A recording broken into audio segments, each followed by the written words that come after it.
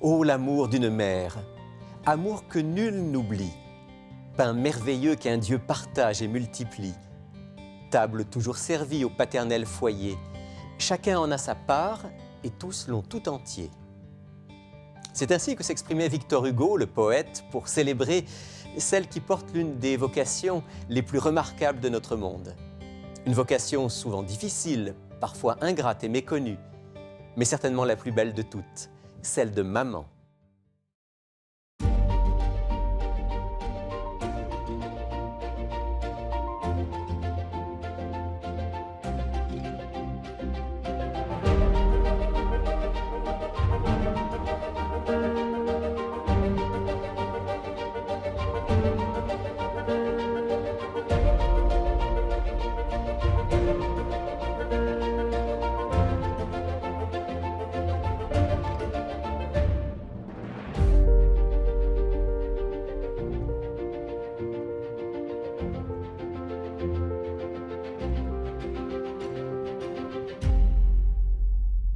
Bonjour à tous et spécialement à toutes aujourd'hui, puisque vous l'avez compris, notre émission est consacrée aux mamans. J'ai avec moi sur le plateau 3 femmes qui sont aussi mères, que j'ai eu l'occasion déjà de rencontrer dans d'autres émissions et qui ont accepté de venir parler de leur expérience. J'ai avec moi Amélie, qui est maman de 2 enfants de 10 mois et de 4 ans. Également Caroline, qui elle a 3 enfants de 12 à 14 ans. Et puis quelqu'un que vous connaissez bien, France, qui a 2 grandes filles de 21 et 23 ans. À toutes les 3, bonjour et bienvenue. Bonjour Rémi. Merci d'avoir accepté de venir parler aujourd'hui du rôle de maman. Ça fait plaisir. Alors, je vais vous proposer de faire un petit retour en arrière. Pour toi, Amélie, c'est pas très vieux. Pour d'autres, c'est un peu plus loin. Oui. La question que je vais vous poser, c'est qu'est-ce qui s'est passé dans votre esprit quand vous avez su que vous étiez enceinte, que vous alliez être maman? Qui veut répondre? Ben moi, c'est tout frais, donc Oui, je tu crois peux que je vais- répondre. Oui, je vais leur donner le Passer la temps. glace. C'est ça. Alors, j'en ai un de 10 mois et une de 4 ans. Donc, celle de 4 ans, je m'en souviens encore comme si c'était d'hier parce que c'était ma première. Et vraiment, j'étais contente de savoir que j'allais avoir un bébé. J'avais toujours voulu avoir un bébé. Cependant, j'avais des grosses inquiétudes au niveau financier. On n'était pas encore stable. Aussi, je me demandais, mais est-ce que je suis vraiment prête d'être une mère? Et donc, tout ça pesait. C'était comme une lourde responsabilité qui venait de s'installer. Donc, toutes les inquiétudes que je pouvais avoir selon mon travail, tout d'un coup, s'étaient tournées vers le bien-être de l'enfant que j'avais à l'intérieur de moi. C'est une révolution dans Vraiment, l'esprit. vraiment, ça a changé ma vie, c'est certain. Ah, je partage ça. Moi aussi, ça m'a fait un peu la même chose la première fois. Mais la deuxième grossesse, je me sentais beaucoup plus détendue. On est allé pour l'échographie à 20 semaines. Et là, paf, vous avez 2 bébés. Ah, ça, c'est quelque chose, hein? Oh là! Des jumeaux. Ah là, j'étais plus prête, là. Oui. Beaucoup de questionnements. Est-ce que je vais être capable? 2, est-ce qu'ils vont être normaux, premièrement? Ça a été, pour moi, un bébé, c'est déjà un miracle. 2, qui se développent au complet, normalement, là, ça, je me disais, on dirait que ça se peut pas. C'est toute une expérience. Ouais. Toute une expérience. Et toi, France? Bien, de mon côté, moi, ça fait plus longtemps, donc il a fallu que je réfléchisse.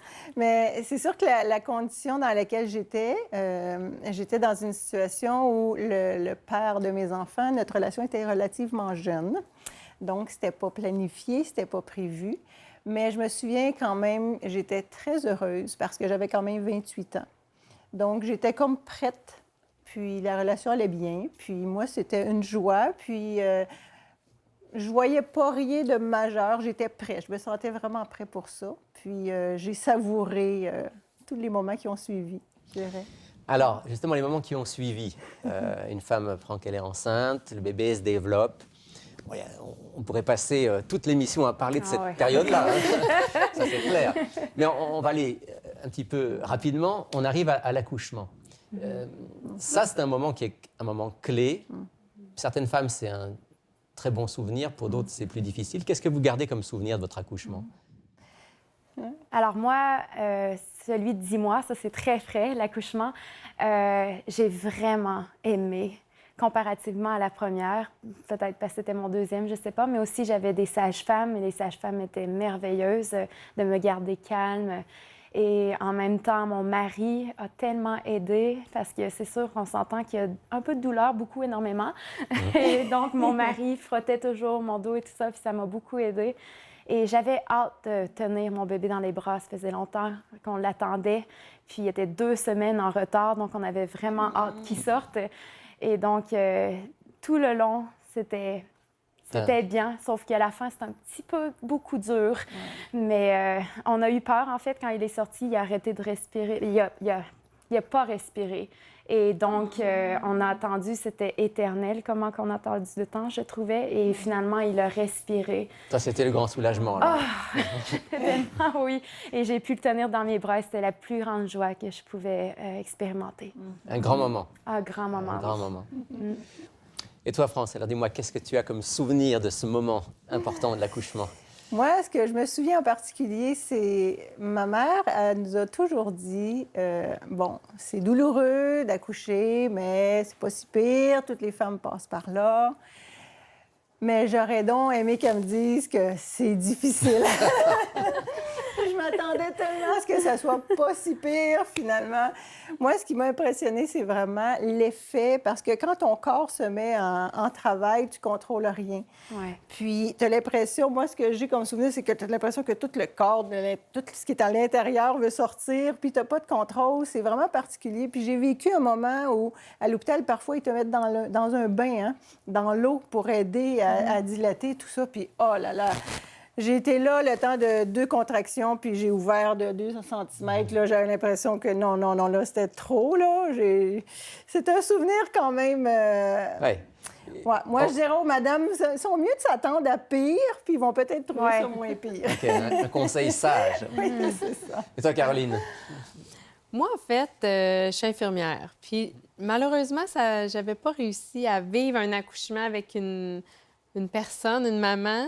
Donc, j'étais vraiment curieuse. J'avais hâte de savoir c'était quoi. Oh boy! Quand ça a commencé, Au début, je n'étais pas sûre, puis je me suis dit, c'est pas si pire que ça. Mais c'est vrai qu'au début, c'est pas si pire que ça, mais plus le temps avance, Et puis alors, plus ça fait mal. toi, tu as vécu l'expérience aussi d'avoir une naissance multiple avec les jumeaux. Oui, oui. Puis ça a été extraordinaire. Les 2 bébés étaient en siège. À quelques semaines de l'accouchement, la gynécologue me dit « Ah, ben je pense que t'es mieux d'oublier ça. On va te faire une césarienne. » Et j'ai gardé espoir. Je me suis dit « C'est sûrement possible. Il y a un petit pourcentage de possibilités. » Puis elle me dit que oui, mais c'était rare. Et finalement, les 2 se sont tournés. Puis oui, on a eu une naissance multiple. Ça se passe vite parce que quand le premier bébé est sorti, vite, il faut que le deuxième sorte à l'intérieur d'une courte période. Et les 2 sont bien sortis et les 2 étaient en bonne santé. Oui. Ça, c'est vraiment une grâce, une bénédiction. Une bénédiction. Ah, oui, vraiment. Alors, les bébés sont sortis. Ils ont commencé à... Enfin, On le met où maintenant? Ouais. Quand on arrive à la maison avec le petit banc là, ça, hein, Ouais. on ne sait pas où le mettre. Ouais. C'est un nouvel objet. C'est toute une nouvelle vie. Ça change la vie, On parlait en préparant l'émission un petit peu de l'allaitement, qui est aussi une phase extraordinaire. On ne peut pas parler de tout, mais dites-moi simplement, en tant que maman, maintenant quand vous regardez l'expérience que vous avez vécue et que vous vivez, c'est quoi la plus grande joie d'une maman?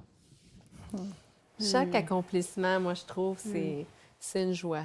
Juste de voir la découverte, la curiosité dans les yeux d'un enfant, l'amour, la simplicité dans leur jeune âge, de tout découvrir, ça, c'est extraordinaire. Alors, ces enfants qui ont une simplicité, comme tu dis, Caroline, que nous avons parfois perdue, nous les adultes. oui. C'est vraiment magnifique de voir ton enfant évoluer, son caractère, et qu'il commence à expérimenter c'est comment d'aider les autres, d'être plus gentil quand elle vient et qu'elle me dit « Je t'aime, maman, est-ce que je peux t'aider? » Tout ça, c'est merveilleux de voir son caractère vraiment se forger puis devenir une jeune petite fille qui est là pour aider les autres, qui aime les autres. C'est ce qu'on veut, dans le fond. Puis de le voir à l'action, c'est merveilleux.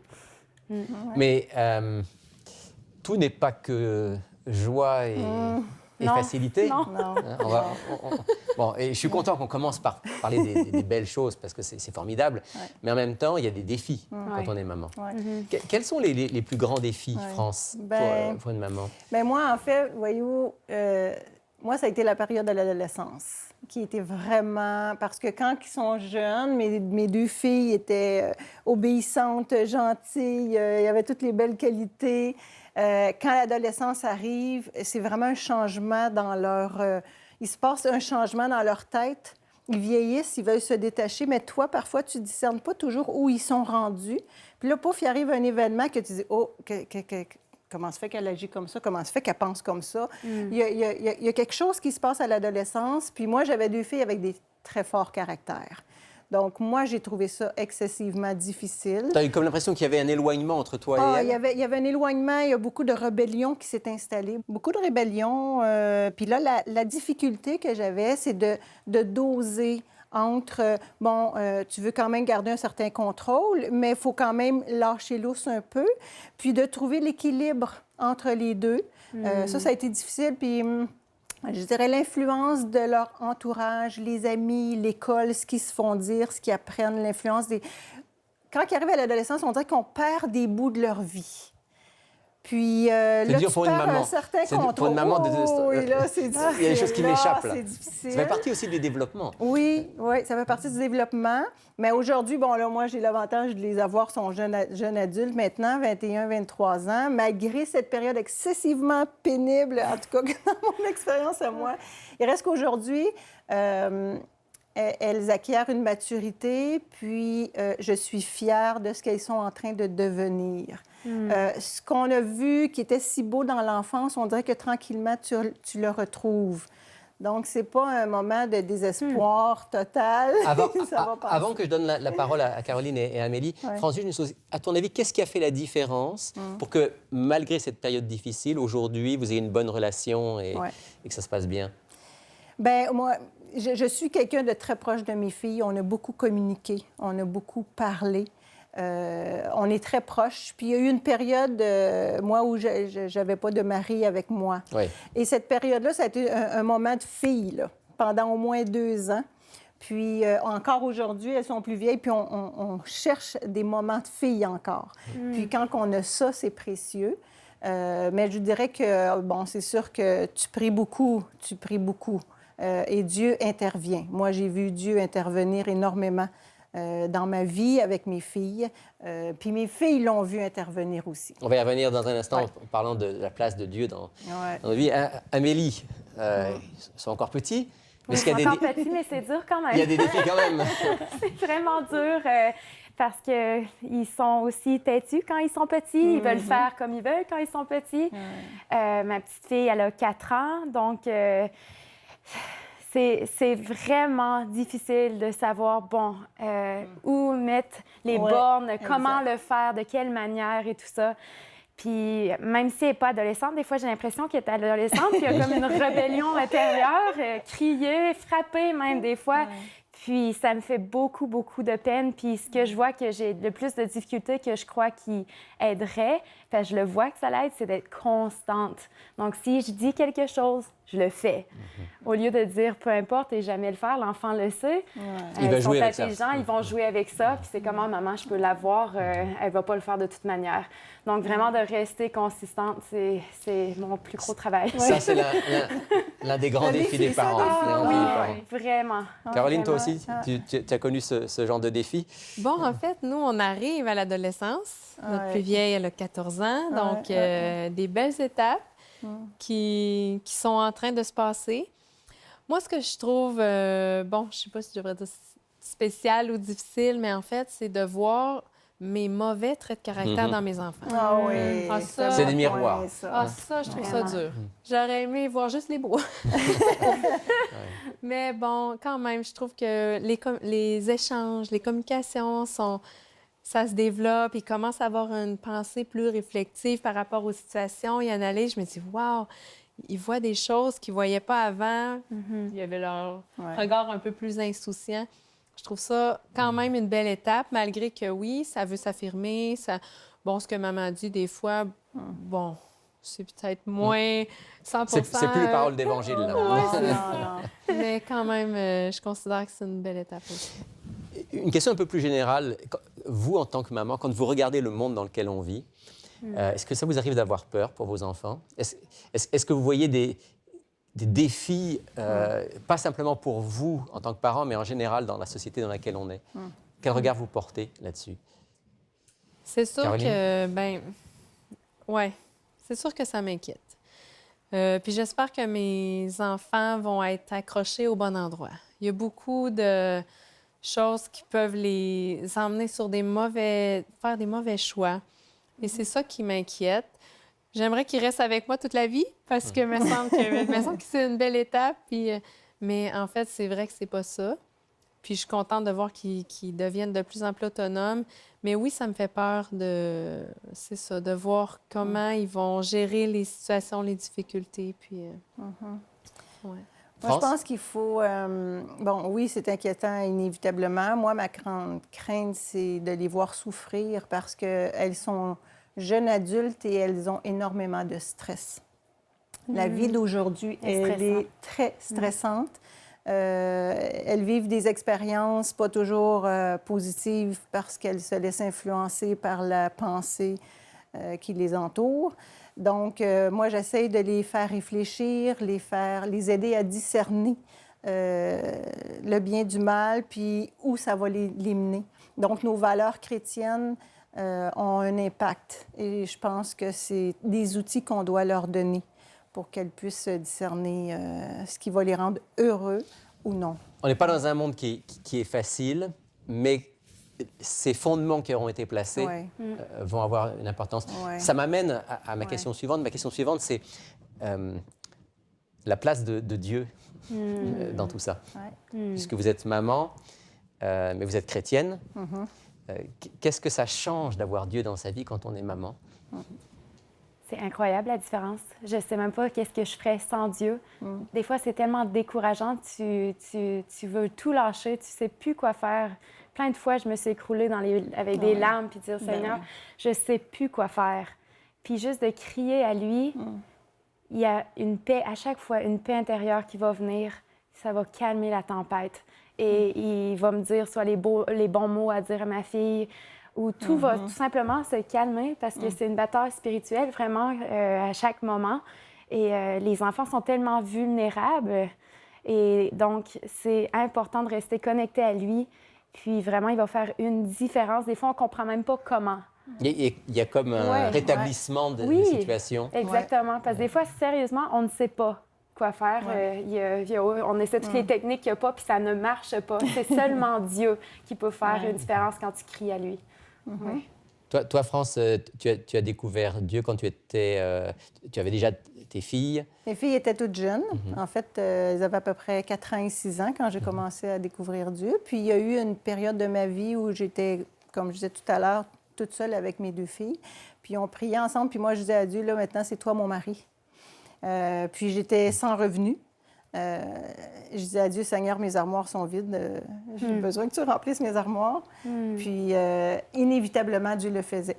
Je pourrais prendre bien du temps pour le raconter, mais il reste que Dieu a agi. Au moment où j'avais besoin de sous pour payer, par exemple, Hydro-Québec, bien, le montant exact que j'avais besoin arrivait d'une façon imprévue. Et donc, tes filles, elles ont vécu ça aussi? Mes filles ont vécu ça. Je priais avec elles et elles voyaient ça arriver. Donc ça les a restés, ça, c'est certain. Caroline, dans votre famille aussi, Dieu a une grande place. Comment est-ce que vous transmettez ça à vos enfants? Bien, en fait, on est devenus chrétiens. Donc, on ne l'était pas à la naissance des enfants. Et pour moi, ça a été une expérience extraordinaire. Parce que quand j'étais enceinte, je me sentais jamais toute seule. J'allais quelque part, j'étais toujours avec mon bébé. Et ça a été, bon, à l'accouchement, on revit un certain vide. Mais quand j'ai connu le Seigneur, je me suis dit, wow, c'est comme ça. Le Seigneur est toujours avec moi. Donc maintenant, je ne suis plus jamais toute seule.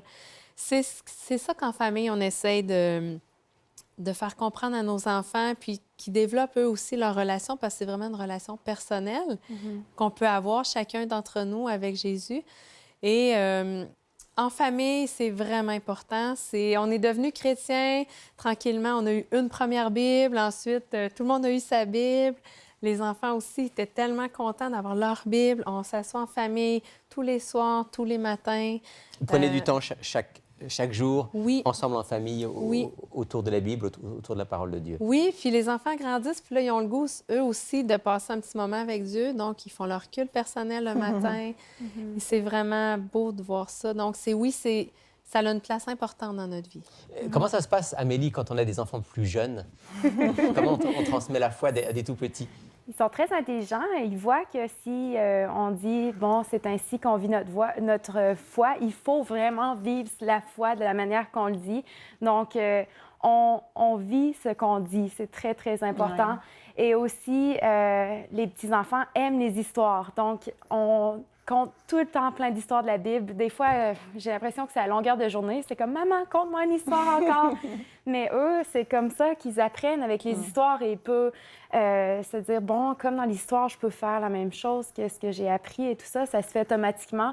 Et aussi, on est une famille qui aime beaucoup la musique. Alors, on va mémoriser beaucoup de versets de la Bible avec des chants.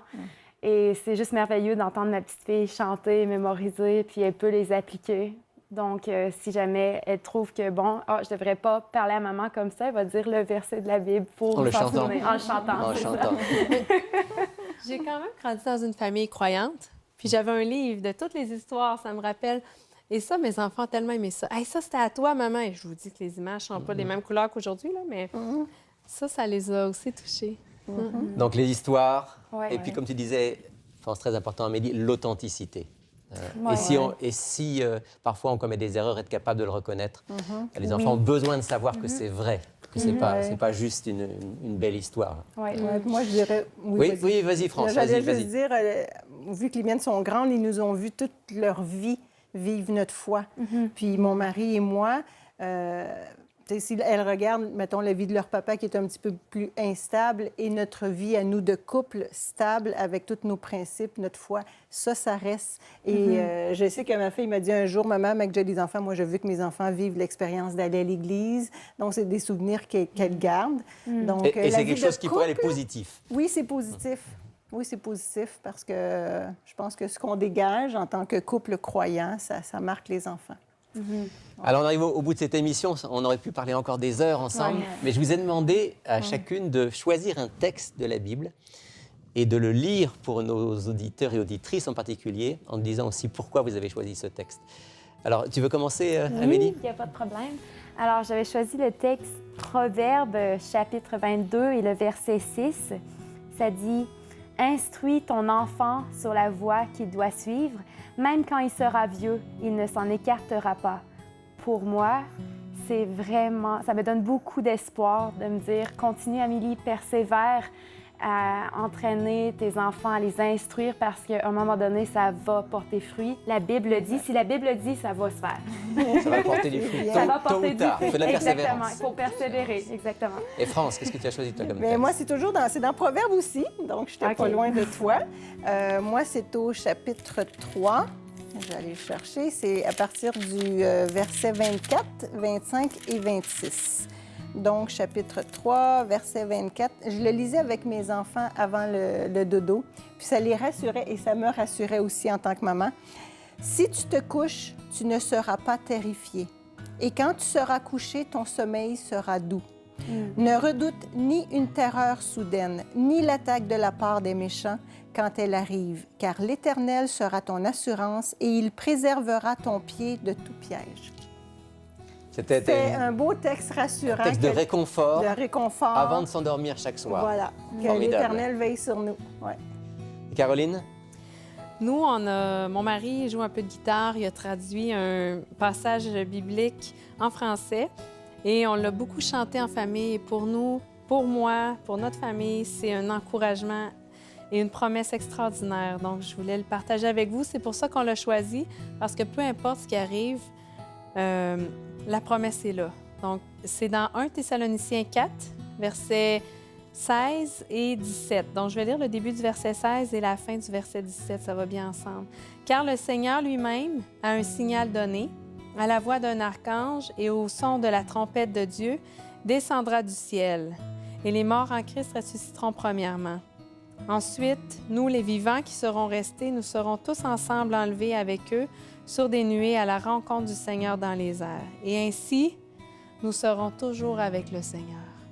Donc ça, je veux que peu importe ce qui arrive, je souhaite que ce soit dans le cœur de mes enfants gravé pour toujours. Il y a un mot important, c'est ensemble. Oui. Ensemble. Ensemble, toute Ensemble. la famille réunie avec Dieu, avec le Christ lorsqu'il reviendra bientôt. Merci à toutes les trois pour ce plaisir. partage et bonne fête des mères. Merci. Merci.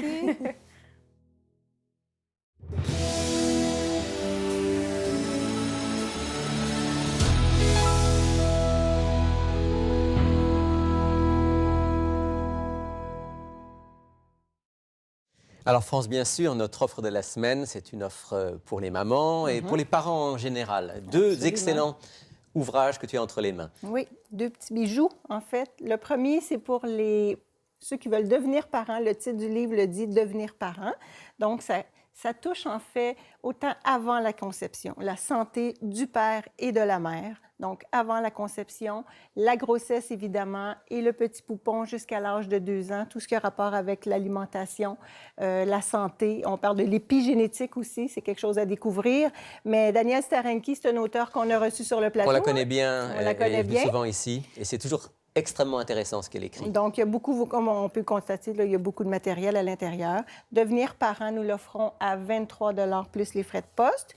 Et pour ceux qui ont des enfants un petit peu plus grands, l'adolescent, le défi de l'amour inconditionnel. Le titre le dit bien, c'est le défi de l'amour inconditionnel parce que parfois, c'est difficile d'aimer nos adolescents. Ils nous en font voir de toutes les couleurs. Et d'arriver à leur montrer Leur cet démontrer amour. notre amour parce que souvent, ils ne le ressentent pas. Parce que c'est sûr qu'il y a plus de moments de conflit à l'intérieur. Donc, comment faire pour que l'enfant sente notre amour quand même? Et c'est sûr qu'ici, c'est un père de 4 enfants qui nous parle. C'est un psychiatre. Donc, c'est un docteur et un père d'expérience. Ça se lit facilement. On lit des cas aussi, des expériences que lui a rencontrées dans son travail C'est extrêmement professionnel. pratique. Hein. C'est très pratique. C'est pas de la théorie, c'est vraiment de la pratique. C'est pour tout le monde, ça se lit bien. Donc, celui-ci, on l'offre à 16 $ plus les frais de poste. L'adolescent, le défi de l'amour inconditionnel. Voilà.